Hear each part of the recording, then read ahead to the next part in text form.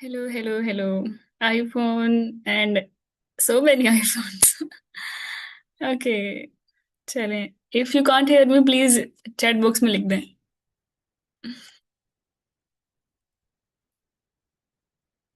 हम्म.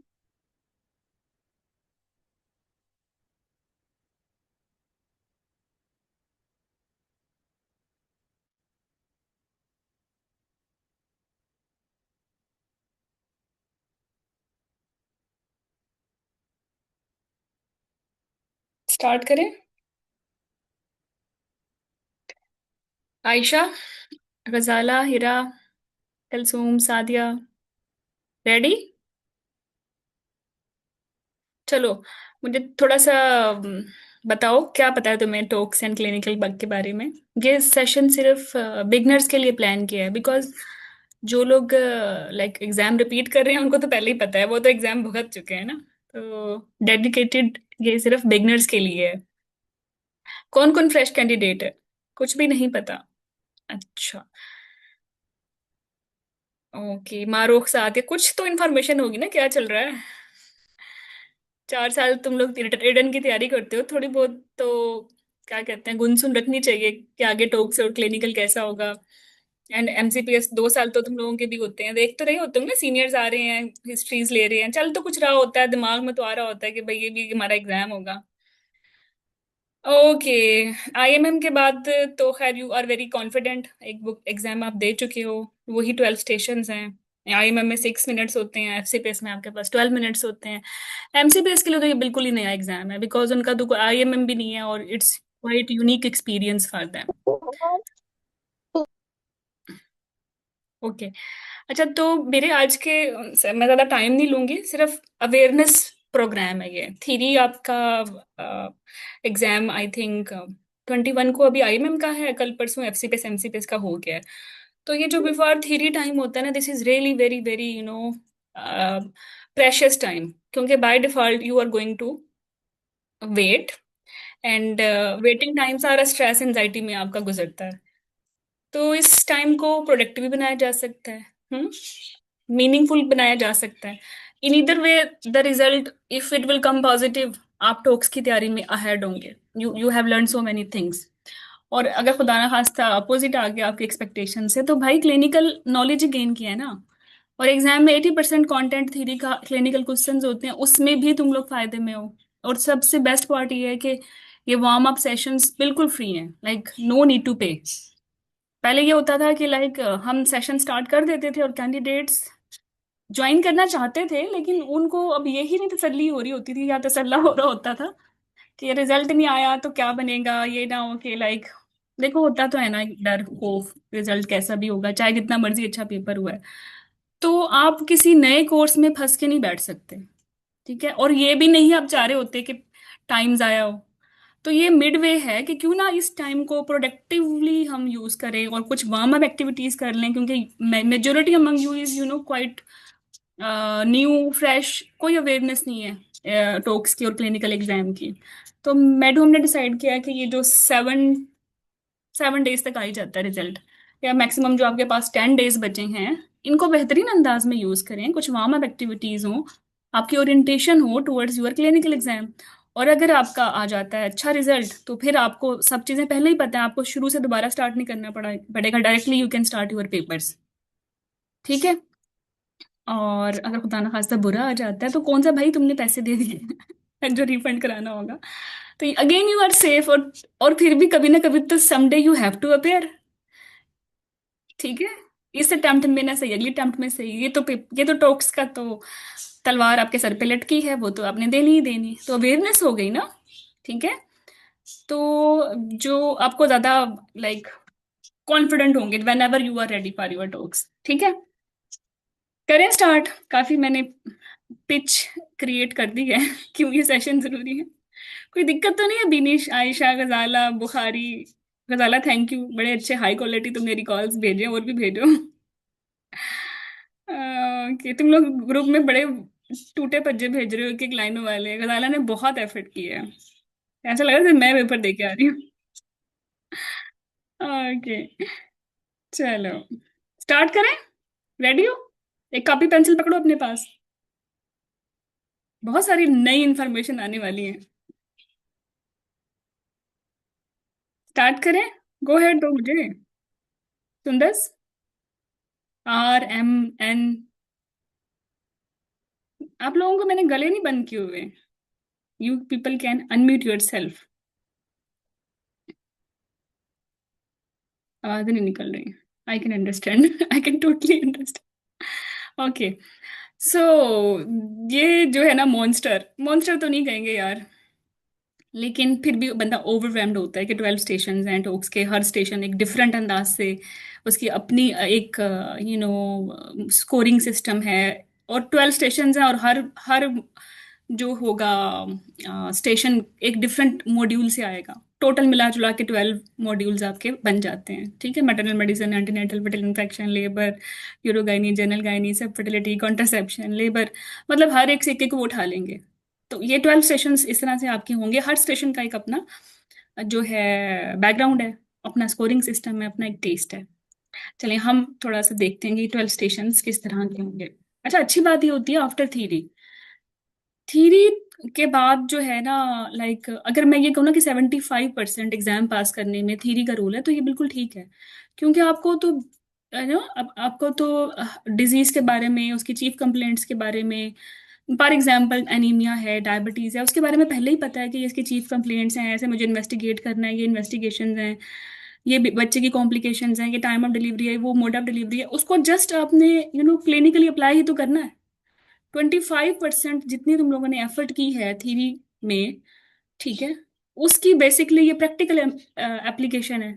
कि अब अगर पेशेंट डायबिटीज का आ जाता है, तो उससे पूछोगे कैसे उसकी कॉम्प्लिकेशंस क्या हैं, ठीक है, कैसे सिस्टेमिक इंक्वायरी करोगे। ओब्स का पेशेंट है तो डायमेस्टर वाइज कैसे लेके चलोगे, क्या आपके पास टूल है जिससे आप असेस कर सकोगे। ओके। तो ये स्टाइल स्टेशन हैं। और बर्ड आई व्यू इसका इंफोग्राफिक ऐसा है कि कुछ स्टेशंस तो मैंडेटरी हैं, जैसे clinical case, you must have to, actually you must have to pass, and this is a mandatory station, आना ही आना। दूसरा है रिसर्च का, ये भी मैंडेटरी है, आना ही आना। आना ही आना, अब ये मत कहना MCPS में क्यों नहीं आएगा, आ रहा है 2 अटेम्प्ट से हमेशा, अब भी रिसेंटली भी ऑडिट आया हुआ था, ठीक है। तो ये तो मस्ट टू डू स्टेशंस हैं। इसके बाद you will expect 3 to 4 drills, जैसे बी लिंच हो गया, सर्जिकल रिपेयर हो गया ब्लैडर का, कॉन्ट्रासेप्शन की कोई डिवाइस रखनी है, ठीक है, शोल्डर डिस्टोशिया की ड्रिल हो गई। तो 3 to 4 स्टेशंस आपके आएंगे इन 12 स्टेशंस में से, ड्रिल्स के। अच्छा, फिर 2 से 3 स्टेशंस आपके आएंगे रोल प्लेयर के साथ। रोल प्लेयर बैठा होता है कि बन में, एग्जामिनर आपको ऑब्जर्व कर रहा होता है, या तो कोई बुरी खबर सुनानी होती है उसको, या वो प्री कंसेप्शनल काउंसलिंग के लिए आया है कि मेरी बहुत सारी IUDs हुई हैं, मैं क्या करूं, डायबिटीज है नहीं है, डायबिटीज को कैसे थ्रू आउट प्रेगनेंसी लेके चलना है, प्लान ऑफ डिलीवरी के लिए आ सकता है, वीबैक की काउंसलिंग के लिए आ सकता है, राइट। ये कम्युनिकेट, या डोमेस्टिक वायलेंस वाला आ जाएगा, सेक्सुअल असोल्ट वाला आ सकता है। तो ये communication, logic, breaking the bad news, angry patient, सारे के सारे सिनेरियोज ये मिला लें तो मैक्सिमम 3 हैं ये थोड़ा डिफिकल्ट लगता है लोगों को, लेकिन टेम्पलेट पे स्टिक करोगे और उसको मॉडिफाई करोगे अकॉर्डिंग टू द सिचुएशन, तो ये भी डुएबल है। तो ये तो 2 मैंडेटरी स्टेशंस हो गए, ठीक है। 4 ये ड्रिल्स हो गई, 6 स्टेशंस। 3 ये हो गए आपके कम्युनिकेशंस के। उसके बाद या तो गायनी बोर्ड है या लेबर बोर्ड है, यूजुअली लेबर बोर्ड आता है, ठीक है, जिसमें आपका आपने रैपिडली 4 या 5 पेशेंट्स होते हैं, हर पेशेंट का रैपिड डायग्नोसिस बनाना है, किसको किसको देना है, कौन सा अर्जेंट है, कौन सा सेमी अर्जेंट है, कौन सा कूल है, ठीक है, ट्राइएजिंग करनी है, और क्विक सी मैनेजमेंट बतानी है कि डायग्नोसिस दिया, जैसे रप्चर है, डायग्नोसिस रप्चर का है, और मैनेजमेंट क्या है कि जो है, अगर इसकी रेसिसिटेशन करनी है तो रेसिसिटेशन करनी है, फटाफट OT लेके जाना है, blood bank, MDD, senior involvement, consent, high risk consent, and anaesthesia, वो सब चीज़ें, वो मोटी मोटी बातें बता दी। तो इस तरह हर 5-6, यूजली 3 से 4 होते हैं, मैक्सिमम कैन बी 5। तो हर हर केस को आपने मोटा मोटा डायग्नोज करना है कि ये रप्चर का केस है, ये सेप्सिस का केस है, ये तो नॉर्मल लेबर है, इसका कुछ नहीं करना, डायग्नोसिस बनाना है, ठीक है, ट्राइएज करना है, किस कौन करेगा, R1 करेगा, R2 करेगा, और उसकी क्विक सी मैनेजमेंट, ठीक है। और ये भी लेबर बोर्ड में कहूँ ना, लाइक हर 4 अटेम्प्ट्स को सीक्वेंस में देखूं तो 3 अटेम्प्ट्स में तो लेबर बोर्ड आता है, एक में गाइनी बोर्ड आता है। मतलब 75% प्रिडिक्शन आपको पहले ही पता चल गई कि लेबर बोर्ड ने तो आना आना। तो अभी तक तो मेरी बात सुनो, कॉन्ट्रासेप्शन की ड्रिल नहीं आना ही आना। एक सर्जरी से आता है, यूरेटर या ब्लैडर या फिस्टुला, ठीक है, या हेमाटोमा। दूसरा और फोर्सअप वैक्यूम या लाइक लेबर के मैनोवर्स हैं, ओपी डिलीवरी है, नॉर्मल डिलीवरी है, मैकेनिक्स हैं। तो ये भी बड़े प्रिडिक्टेबल स्टेशंस हैं। ये टोटल ड्रिल्स, अब अगर आप देखो सारी ड्रिल्स और सर्जिकल स्टेशंस मिला लो तो 20 आपके पास, लाइक 20 में से 5 आने ही आने, 4 आने ही आने। कितना इजी है ना थ्योरी के मुकाबले में, जिसमें इतना कुछ करना होता है, फिर आपको पता चलता है ये आएगा या नहीं आएगा। लेकिन अगर मैं आपको बोलूं कि ये 5 स्टेशन है, इसमें से 2 आने ही आने, तो आप आराम से तैयारी कर सकते हो। बड़ा नैरो सिलेबस है ना। अच्छा, फिर आपके जो है स्टेशंस होगा एक टीचिंग। अब टीचिंग भी एफसीपीएस में तो मैंडेटरी है, एमसीपीएस में थोड़ा रेयर है, ठीक है। और फिर 3 to 4 आपके एसडीज हैं, स्ट्रक्चर डिस्कशंस। अब मैं स्ट्रक्चर डिस्कशन को बोलना मेरे लिए बहुत मुश्किल है, मैं इसको एसडी बोलूंगी, तो समझ जाना ये स्ट्रक्चर डिस्कशन है। और इसी तरह रोल प्लेयर के स्टेशन को मैं एसपीटी बोलूंगी, स्टिमुलेटेड पेशेंट टास्क, तो समझ जाना ये रोल प्लेयर का स्टेशन है, ठीक है। तो टोटल गिनो कितने स्टेशन हो गए। एक मैंडेटरी क्लिनिकल केस, ठीक है, it can be 2, 1 is mandatory, 1 mandatory researcher audit, 3 to 4 mandatory drills, 3 to 4 एसपीटीज, 3 to 4 STs, 1 teaching, 1 labour board. Total 12 station हैं। दोबारा गिनो, 2 यहां से, ठीक है, 2 ये हो गए, मिनिमम 3, मिनिमम 3 6, यहां तक कितने हो गए 8, मिनिमम एक ये हो गया 9 10, और ये 13। मतलब रफली आप 12 स्टेशन इस तरह से कंप्लीट कर लेते हो। ओवरलैप भी हो जाता है, लाइक ये पॉसिबल है कि स्ट्रक्चर डिस्कशंस 4 से कुछ कुछ पेपर्स में 5 भी आ जाती हैं। कुछ पेपर्स में एसपीटी भी सिर्फ एक ही आती है, एक ही काउंसलिंग होती है, या मैक्सिमम 2 होती हैं, 3 नहीं जाती। कुछ में ये होता है कि लेबर बोर्ड भी आ जाता है और गाइनी बोर्ड भी आ जाता है, ठीक है। तो ये छोटी मोटी वेरिएशंस चलेंगी, लेकिन ओवरऑल ओवरऑल जो मैंडेटरी सेशंस हैं जो आने ही आने, वो क्लिनिकल केस है, रिसर्च या ऑडिट है, ड्रिल है, लेबर बोर्ड है, ठीक है। ओके, चलें। तो ये जो आपका क्लिनिकल केस है, इसमें यूजली 12 + 12 24 मिनट का ये स्टेशन होता है, लिंक्ड स्टेशन होता है। एक केबन में जैसे आ, एक आपका रोल प्लेयर है, ये आप हो, एक एग्जामिनर है वो आपको देख रहा है। फिर फिर जो दूसरा केबन है उसमें भी सेम सीटिंग है, लेकिन उसमें फिर पेशेंट नहीं होगा, उसमें सिर्फ आप होंगे और ये 2 एग्जामिनर होंगे, ठीक है। जैसे समझो इसी तरह का एक स्टेशन 1 है, केबन 1 है, दूसरा केबन 2 है। आप केबन 1 में एंटर हुए तो आपने देखा कि एक काउच पे पेशेंट बैठा हुआ, तो समझ जाओ ये तुम्हारा क्लिनिकल केस है। उसमें उस पेशेंट की आपने हिस्ट्री लेनी है, एग्जामिनेशन करना है, ठीक है। फिर दूसरे आपने केबन में जाना है, वहां 2 एग्जामिनर बैठे होंगे, पेशेंट चला जाएगा उठ के, और उस पे आपने इन्वेस्टिगेशन और मैनेजमेंट डिसाइड करनी है। और हर रूम में या क्यूबिकल में आपके पास 12 12 मिनट्स हैं, तो टोटल 24 मिनट्स हो गए, ठीक है। समझ आ रही है यहाँ तक? हम्म। जी मैम। ओके, बाकी मैंने आपको बोला एसपीटीज, एसपीटीज में एग्जामिनर है, आप है और पेशेंट है, रोल प्लेयर है। स्ट्रक्चर डिस्कशन में कोई भी नहीं है, आप और पेशेंट, आप और एग्जामिनर, आप और एग्जामिनर, आप और एग्जामिनर, आप और एग्जामिनर। एसपीटी में 3 लोग होंगे मिनिमम, आप, रोल प्लेयर और एग्जामिनर। और क्लिनिकल केस वाले क्यूबिकल में 2 एग्जामिनर होंगे, एक केबन में एक एग्जामिनर और एक पेशेंट, और दूसरे केबन में 2 एग्जामिनर और इकलौते आप, ठीक है। तो जो एसपीटी का होता है उसमें क्या होता है कि जो एग्जामिनर होता है वो चुप करके बैठा होता है, उसने कोई नहीं बातचीत करनी होती। बास जगहों पे, जैसे अभी रिसेंटली 7 नवंबर को एक केस था इनफर्टिलिटी का, एफसीपीएस का ना, उसमें वो रेयर था मेरे लिए, कभी ऐसा हुआ नहीं है। तो उसमें ये था कि पेशेंट एसपीटी था, मतलब पेशेंट से हिस्ट्री ली इनफर्टिलिटी की, एंडोमेट्रियोसिस की। और फिर एग्जामिनर ने बाकी इन्वेस्टिगेशंस मैनेजमेंट पूछे, मतलब वो एक मॉडिफाइड किस्म का अनदर क्लिनिकल केस था। ठीक है, लेकिन उसमें पेशेंट का एग्जामिनेशन नहीं था, बैठे बैठे सारी हिस्ट्री लेनी थी। लेकिन ये मोटिफिकेशन हो भी जाए कोई रेयर सी, तो you are ready for this, आपने तो कमांड फॉलो करनी है ना। ठीक है। टेस्ट स्टेशन पे आप होते आप ही होते हो ऑब्वियसली। और तो कोई नहीं होगा। ठीक है। तो again, mandatory फिक्सेशंस, clinical cases, research variables में 3 से 4 स्ट्रक्चर डिस्कशन। स्ट्रक्चर डिस्कशंस में आपको एक सिनेरियो पढ़ना लंबा चौड़ा सा, उसके बाद एग्जामिनर आपसे क्वेश्चंस पूछेगा, आपने आंसर करना है। तो मुझे सबसे अच्छा जो है ना स्ट्रक्चर डिस्कशन लगता है, क्योंकि जिसकी अच्छी थीरी है ना उसका एसडी नहीं जाता अगर उसको बोलने में कम्युनिकेशन के मसाइल नहीं है, उसकी टेम्पलेट्स रहती हैं। मुझे ड्रिल्स भी बहुत अच्छा लगता है, क्योंकि सीपीआर करनी है, फोर्सेप लगाना है, ड्रिल्स पे अगर अच्छा टाइम लगा लिया तो वो भी 3 to 4 आराम से हो जाती है। रोल प्लेयर में थोड़ी ट्रिक है, थोड़ी सी ट्रिक है, लेकिन हम आपको ग्रूम कर देंगे, इतना इसको करवा देंगे। लेकिन इसमें मुझे लगता है कि हमसे ज्यादा आपको एफर्ट करने की जरूरत होती है, क्योंकि आपने कम्युनिकेशन में बोलना, अब कोई और परफॉर्म कर रहा है, वो अलग बात है। जब आप पे सर पे पड़ती है, अब मैक्सिमम लोग तो एक्टिव लेते ही नहीं ना सीट, ऐसे भी लेते हैं। तो और फिर अपने स्टडी पार्टनर के साथ भी नहीं पढ़ते हैं। तो जब एग्जाम में जाते हैं तो आता सब कुछ होता है, लेकिन एग्जीक्यूट करना नहीं आ रहा होता। जब तक बोलने की प्रैक्टिस नहीं करोगे ना तो फिर कुछ भी नहीं होता। अगर मुझे कोई कहे ना कि 99% रीजन टॉक्स या क्लिनिकल के फेल होने की क्या है, तो मैं एक ही बोलूंगी, और वो है लैक ऑफ प्रैक्टिस। बिकॉज अब तो इतनी अवेयरनेस है, like every course is providing you a good study material. हाँ, बहुत सारी अच्छी बात है, बहुत ज्यादा लोग इस चीज में आ रहे हैं आपकी हेल्प करने के लिए। स्टडी मटेरियल तो सम हो पीपल प्रोवाइड यू, या आपके दोस्त ही प्रोवाइड कर देते हैं इधर उधर से।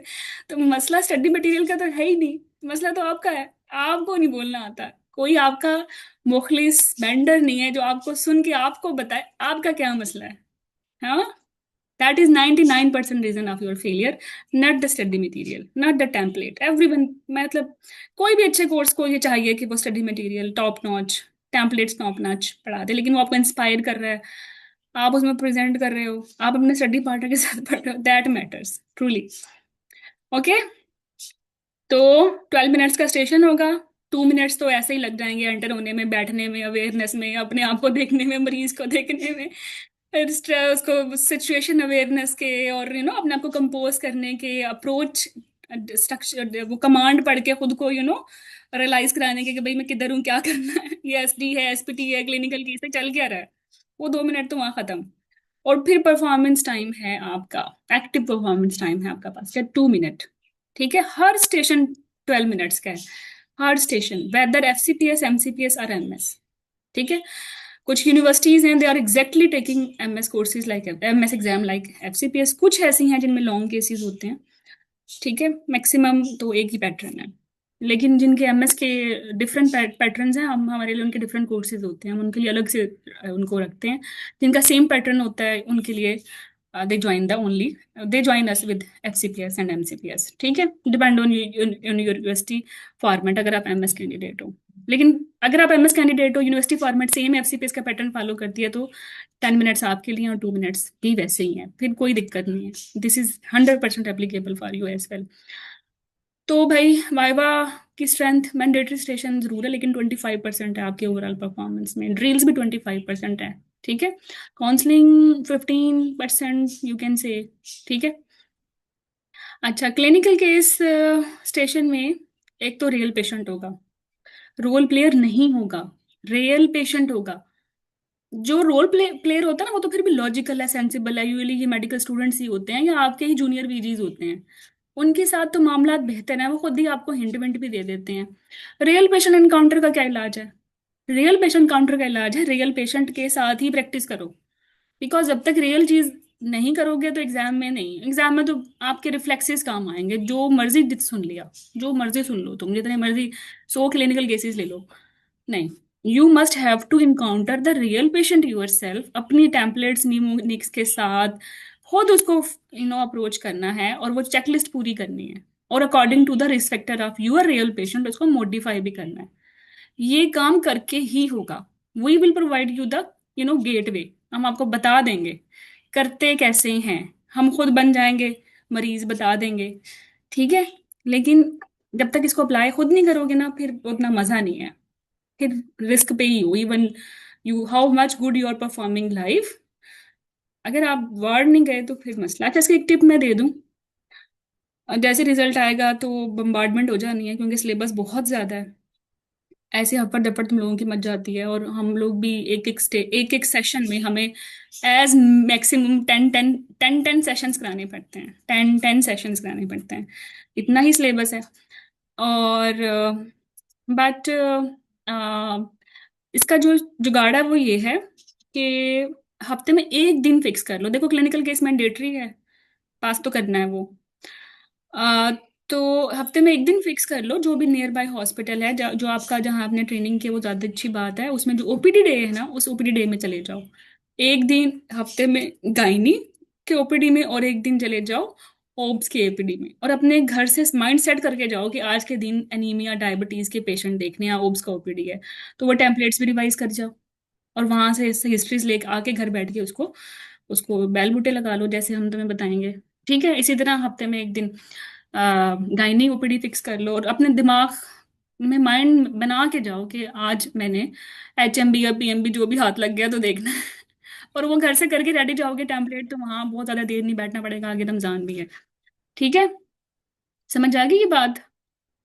नसरीन, सादिया, टेक्नो, भाई वीवो, यूसरा। हम्म। यस और नो? Yes ma'am. अच्छा, मेरे साथ पता क्या था, मैं तो बस, बंदा अपनी चीजों से सीखता है। मैंने सारे गलत काम पहले किए, सही बाद में किए। तो सुबह चली जाती थी, दो बेचारे छोटे छोटे बच्चे छोड़ के। और अब कुछ नहीं पता।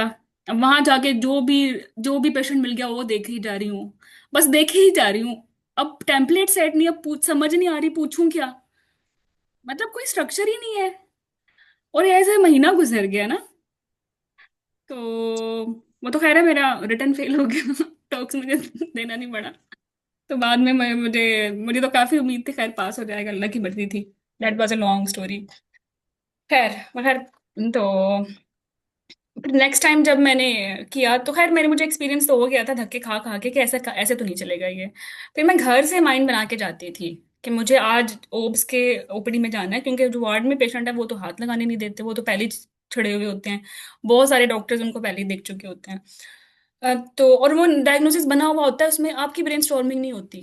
ओपीडी में तो रॉ केसेस होते हैं, आपने खुद डायग्नोस करना है, आप ज्यादा उसकी ब्रेन स्टॉर्मिंग होती है, वो रियल एग्जाम लाइक माहौल लग रहा होता है। अच्छा, तो वो आपको टच भी कराने दे देते हैं, एग्जामिनेशन भी कर सकते हो, बाय मैनुअल भी कर सकते हो। इवन वैसे बाय मैनुअल अब अलाउड नहीं है, वो फाइंडिंग्स देंगे आपको एग्जाम में, मैं आगे बताती हूँ। लेकिन आपकी क्लिनिकल अच्छी हो जाती है। तो अगर घर से ही डायबिटीज को पढ़ के चले गए हो, चेकलिस्ट बना के चले गए हो, तो इजी हो जाएगा। ठीक है, ऐसे करना है तुम लोगों ने। वरना तो बहुत खबारी है ऐसे रैंडम इधर उधर, ये नहीं करना। तो ओके, फोकस हिस्ट्री। आपके क्लिनिकल केस में क्या होगा, फोकस हिस्ट्री में, अब मैंने बता दिया 12 स्टेशन होंगे। अब मैं हर स्टेशन के बारे में थोड़ा थोड़ा बता रही हूँ आपको कि क्लिनिकल केस में आपकी कमांड 100% यही होती है कि आपने इसकी फोकस हिस्ट्री लेनी है, इसका रेलेवेंट एग्जामिनेशन करना है, एंड समराइज यूर फाइंडिंग्स। ये तो पूछना ही पूछना, जो पहला पहला कैबन है जहां आप जाओगे क्लिनिकल केस में, उसमें यही कमांड लिखी हुई होगी कि take focus history, perform relevant examination. बहुत ही अच्छे होंगे तो थोड़ा सा बता देंगे कि डायबिटिक है, नहीं वरना तो वो भी खुद ही निकालना पड़ेगा। और समराइज यूर फाइंडिंग्स, ये यूएडी नहीं होता, but if it is written then you have to summarise. और मेरी मेरी आपको एक टिप है कि अगर आप केबन वन में समराइज करने की आपको कमांड नहीं भी है, अगर आप समराइज कर लो इफ यू हैव टाइम, तो सेकंड केबन में एंटर होते ही एग्जामिनर ने तो आपसे समरी पूछनी है। तो वहां आपका टाइम जो है ना बच जाएगा। आप समराइज कर लोगे, वो आपसे जितने क्वेश्चंस पूछेगा उसमें आपका फायदा है। बिकॉज नंबर ऑफ क्वेश्चंस वो पूरे करेगा तो आपको नंबर देगा। आप एक ही क्वेश्चन पे बैठे रहोगे, नो का जवाब नहीं दोगे, तो you will not be scored. Got it? ठीक है। हम्म। सादिया, सुंदर। ओके। यस तो मैम। हाँ, थैंक यू। तो यहाँ आपने फोकस हिस्ट्री, अब मैं बताऊंगी फोकस हिस्ट्री में क्या है। अब फोकस हिस्ट्री में तो बहुत सारी चीजें हैं, who will tell you the what is focus history, मतलब क्या है फोकस हिस्ट्री, बोल दिया फिर क्या है, क्या करना है। अच्छा, ये ही मुसीबत है। इसके लिए I will give you some very practical mnemonic, वो आपने बस चेक चेक चेक चेक करने हैं और आपकी होगी ये फोकस हिस्ट्री। ठीक है। चलें, और इसी तरह एग्जामिनेशन के दूंगी जीपी और हर सिस्टमिक के, बस वो अपनी चेक लिस्ट करनी है। क्लिनिकल एग्जामिनेशन में अगर आप मेरे चेक लिस्ट फॉलो कर लो तो 90% तो आपको पता ही है कि ये क्या करना है, सिर्फ 10% उसको मॉडिफाई करना है जो भी रिस्पेक्टर निकलता है। Trust me, if you are following the way I am going to actually teach today your clinical case, उसको बस अगर फिल इन द ब्लैंक कर लोगे 2 या 3 दफा, तो चौथी दफा तो वो रट ही जाएगा ना, 5वें दफा वो आपके दिमाग में इम्प्रिंट हो जाएगा, आपके सामने ना भी हो तो you are following that rhythm. ठीक है, और ये कोई दिक्कत की बात नहीं है। नेक्स्ट में फिर काउंसलिंग सेशंस है, जैसे मैंने आपको बोला था। ठीक है, फिर इसमें यूजली काउंसलिंग सेशंस में ये योगा डायग्नोसिस के बारे में काउंसलिंग करनी है। अगर कोई बुरा डायग्नोसिस बता के बैठ गए हो, जैसे ननकैफली का, तो इमोशनल सपोर्ट भी प्रोवाइड करनी है। और फ्यूचर प्रेगनेंसी प्लानिंग, इसकी बड़ा सेट एजेंडा होगा, नो वरीज, आपने बस वो चेकलिस्ट करनी है पूरी। सेक्टर एजुकेशन के भी एसबीआर टूल्स होंगे और वो अपने चेकलिस्ट पूरी करनी है, that's fine.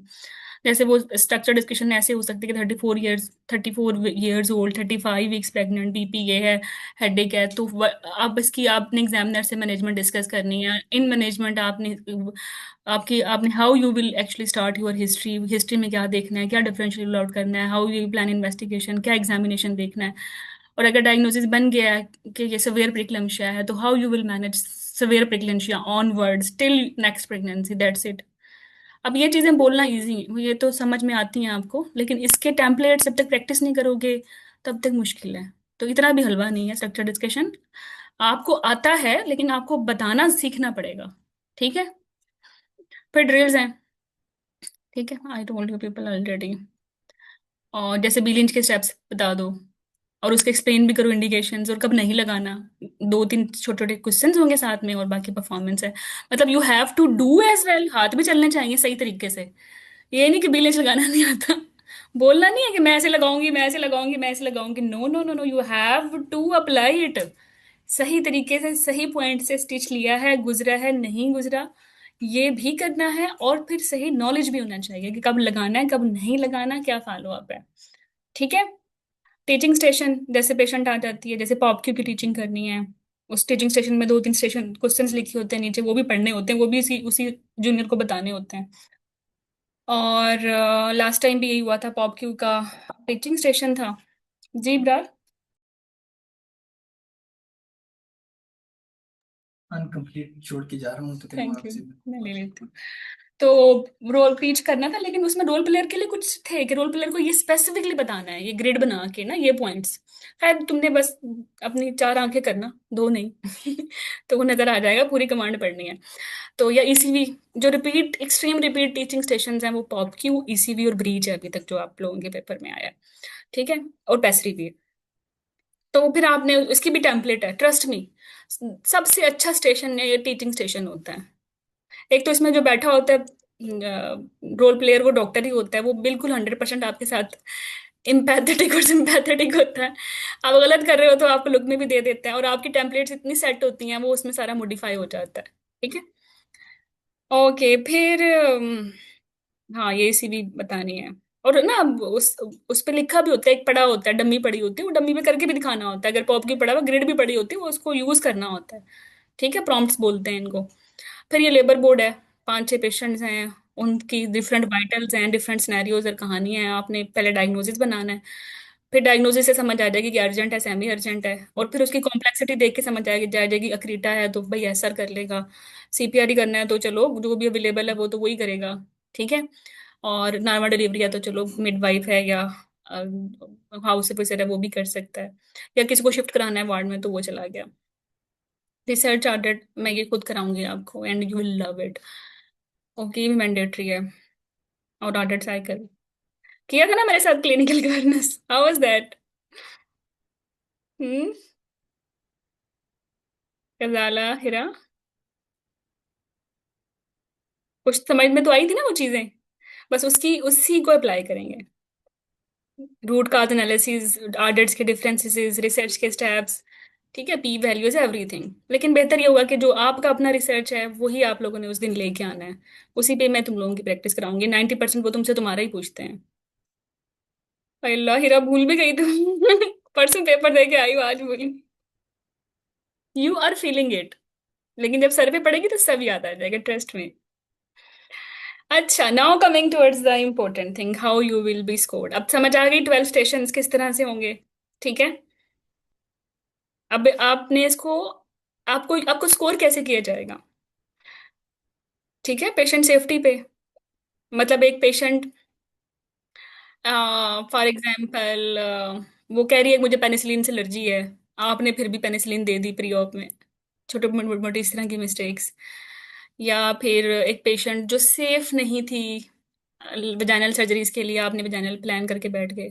You are not safe doctor then. Okay, information gathering, I love this. ये तो बहुत अच्छा रहता है, लेकिन सबसे बुरी बात यह है कि आप इसको इतना फैला देते हो कि आपको ये समझ नहीं आती 3 मिनट में इसको कम कैसे करना है, वरना हिस्ट्री तो शैतान की आंत बन जाती है, वही 10 मिनट ले जाती है मैक्सिमम। जब भी मैं मॉक लेती हूँ उसमें सबसे ज्यादा जो टाइम मैनेजमेंट का जो बेड़ा गर्क करता है एलिमेंट, वो है information gathering. Information gathering marking का एक स्कोर है, पूरा स्कोर नहीं है, उसकी पूरी नानी दादी के किस्से नहीं सुनने बैठ के। ठीक है, ये आपके पास चेकलिस्ट होगी तो फिर आपको समझ आएगा कि मुझे ये कंपोनेंट्स पूरे करने हैं और दैट्स इट, आगे जाना है। अच्छा, clinical reasoning, this is very important investigation की। मैं अगर आपका आपको एग्जामिनर, आपने का बेसलाइन इन्वेस्टिगेशन दिया तो लास्ट लास्ट नवंबर एग्जाम की स्टोरी है। दिसंबर का तो पूरा पेपर मैंने करा दिया एमसीपीएस का, फेसबुक यूट्यूब पे अवेलेबल है। जो कैंडिडेट पास हुई थी, इतनी एफर्ट की उसने उन पीपीटीज पे, यू लव इट। अच्छा, लेकिन एफसीपीएस के तो नवंबर के कोई 5 दिन पेपर हुए थे ना, और वो थोड़े बहुत लंबे से थे। तो मैंने फिर उनको कंपाइल तो कर लिया, लेकिन और हाँ उनकी पॉडकास्ट ही बना लिया, लेकिन वो अब पब्लिकली अवेलेबल नहीं है। I will see if you will say, तो मैं उसको अवेलेबल भी कर दूंगी जब तक रिजल्ट अगर लेट हो जाता है, ताकि कुछ तो करते रहो। बट एनीवे, तो मैं कहाँ थी उसमें, एग्जामिनर ने उसने कहा मैं क्लेम करवाऊंगी सी बेस लाइन। एग्जामिनर ने बोला क्या है बेस लाइन में, फिर 5 इन्वेस्टिगेशन चलो बोल दी। फिर उन्होंने बोला वाई, आपने क्यों इसके प्लेटलेट्स कराने हैं, इसको तो कुछ भी मसला नहीं है, पेशेंट 34 वीक्स पे हट्टी कट्टी बैठी हुई है। जवाब ही नहीं आया। तो देखो, क्लिनिकल रीजनिंग भी करनी है, जो भी हिस्ट्री का पॉइंट, जो भी इन्वेस्टिगेशन अगर आपने एग्जामिनर से मांगी है ना, एग्जामिनर के कब के examiner has all rights reserved कि वो उससे आपकी रीजनिंग पूछ सकता है। वो उसको बस बोलना है भाई थ्रोम्बोसाइटोपेनिया जेस्टेशनल भी हो सकता है। ठीक है, वो 10% होता है, और हाइपरटेंसिव है मेरी पेशेंट, प्लेटलेट्स तो अब अभी नॉर्मल है, फिर खराब हो गए तो मार्कर ऑफ सिविरिटी है, इसलिए मुझे चाहिए, बस इतना से बोलना होता है। एनीवे, बाकी प्रोफेशनलिज्म वेरी वेरी इंपॉर्टेंट। आज ही मेरे कंसल्टेंट ग्रुप में बात हो रही थी कि पेशेंट के हस्बैंड का एजोस्पर्मिया है, और हस्बैंड ने रिक्वेस्ट की है कि मेरी वाइफ को नहीं बताना आपने, और patient is very interested for pregnancy, वो अपनी इन्वेस्टिगेशंस कराना चाह रही है। तो अब प्रोफेशनलिज्म और अभी एथिकल आपकी ड्यूटीज किया हैं, वैसे तुम लोगों की क्या है, बताओ। हम्म। आ जाते हैं इस तरह के सिनेरियोज, बंदे को एचआईवी है, वो कह रहा है मुझे, मैं तो खुद नहीं बताता अपनी बंदी को। कब आपने कॉन्फिडेंशियलिटी ब्रेक करनी है, यू मस्ट नो। देखो, एचआईवी में कॉन्फिडेंशियलिटी ब्रेक कर सकते हैं अगर अगर हस्बैंड एडमेंट है, नहीं बता रहा या पर प्रिकॉशंस यूज नहीं कर रहा। लेकिन इनफर्टिलिटी में तो उसके उसकी अपना पर्सनल मैटर है। उस उस कॉन्फिडेंशियल को ब्रीच करके सोसाइटी को क्या फायदा हो रहा है।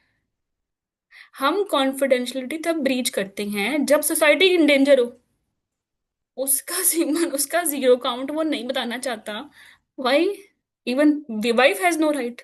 और वाइस वर्सा, अगर वाइफ की कोई ऐसी मेडिकल हिस्ट्री है जो वो नहीं बताना चाहती अपने हस्बैंड को, आप अपने अपने पेशेंट की कॉन्फिडेंशियलिटी मेंटेन रखनी होती है।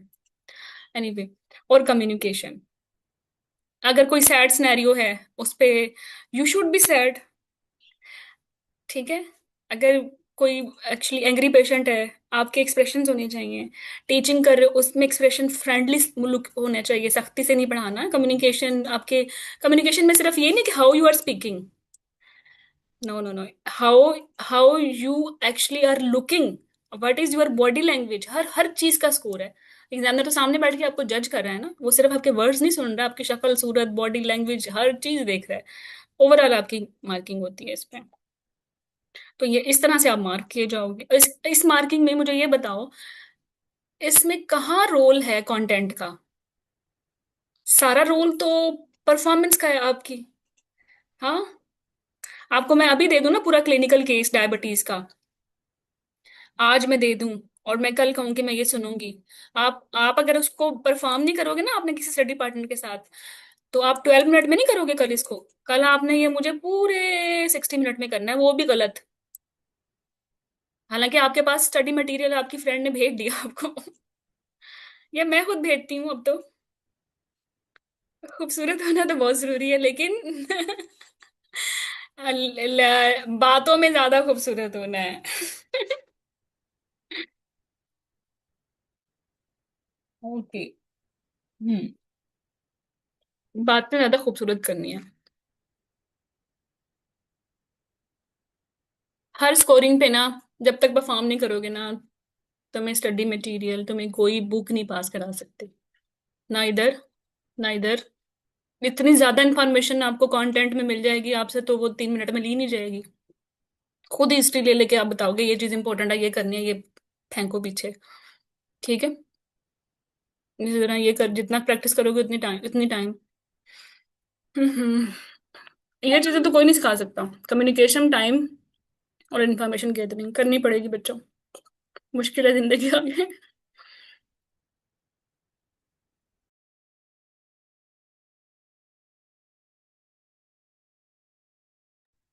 आगे हम लोगों ने क्या प्लान किया है, मैंने बोला है वार्म सेशंस होंगे।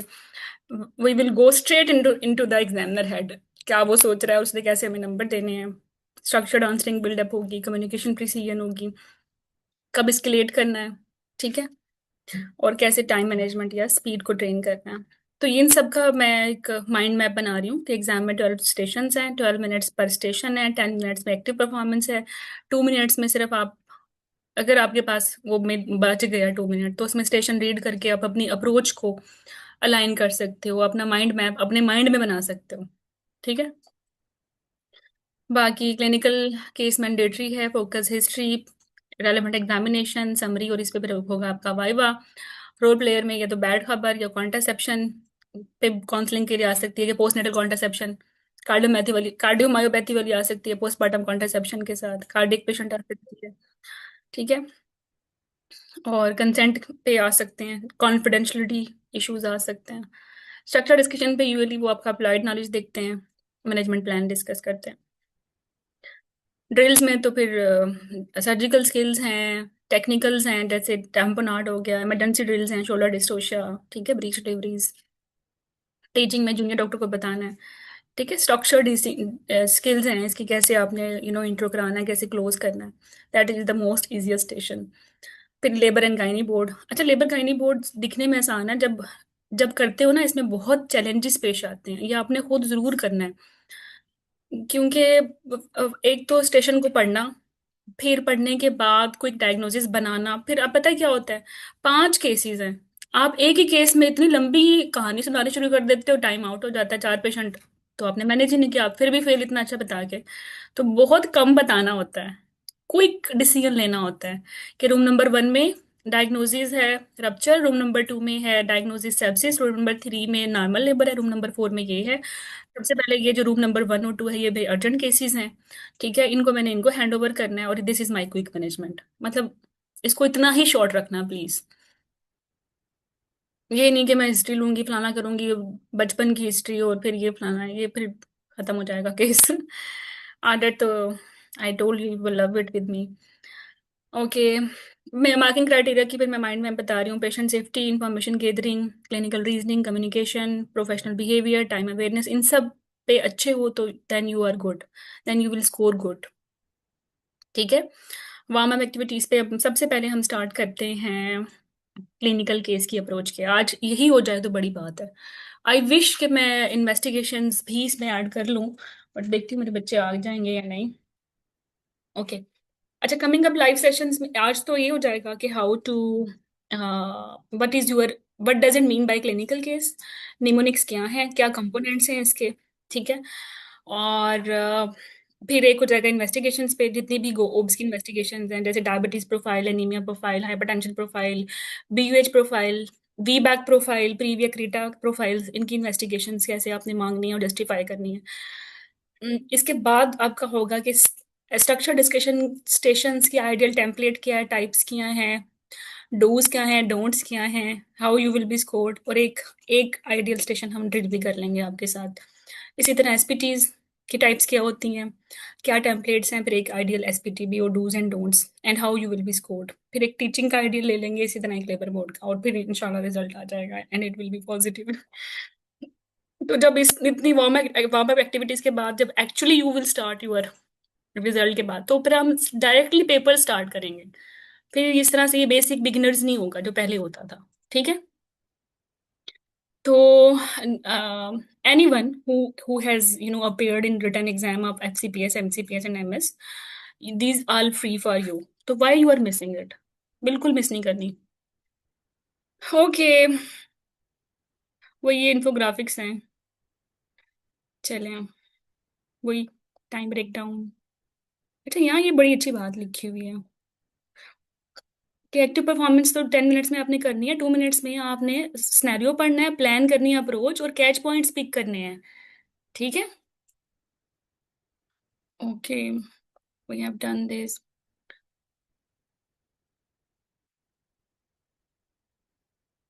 ये मैं करा दिया पहले ही। ये अपनी ये टीचिंग कैसे करनी है, मेंटर को जूनियर को क्या बताना है, पॉइंट्स कैसे हैं। ठीक है। और वहाँ कुछ जो भी पढ़ा होता है ना, कॉपी पेंसिल डमी, वो यूज भी करना है। यूज भी करना है। ठीक है। मतलब आप क्योंकि टीचिंग करनी है, तो आपकी ग्रिड पड़ी होती है, उसको यूज करना है कि ये पॉइंट ए है, ये बी ये है। ओके, फिर ये लेबर बोर्ड है। Urgent, semi urgent, non urgent cases, इनको पहले अपने ट्राइएज करना है और मैनेज करना है। ठीक है। अर्जेंट हो गया, और ये आपका स्कोरिंग हो गया। So ready standard file clinical case के लिए।